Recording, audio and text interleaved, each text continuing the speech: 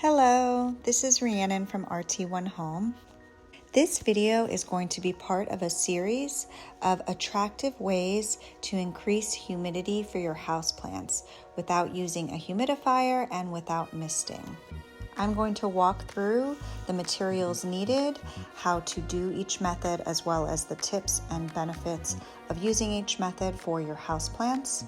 And then lastly, we've created a humidity rating system on a scale of low, medium, or high, and I'm going to share what each rating is and why we gave it that rating.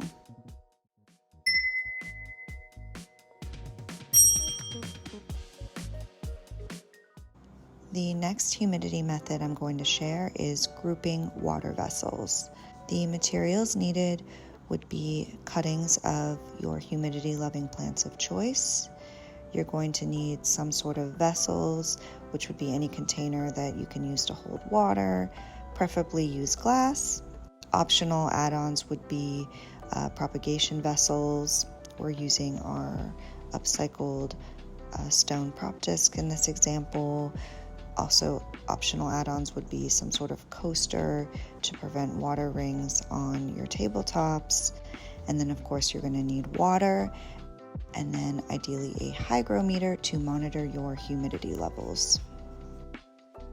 We recommend using at least 3 water vessels for this method, ideally more, just because the more you have, the more humidity will be created. We're using about 5 in this example.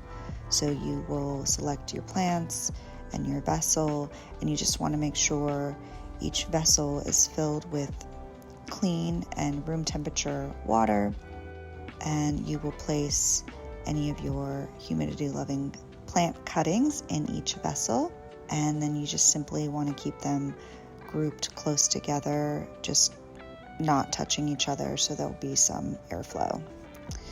And as needed, you will change out the water if the water starts to get murky.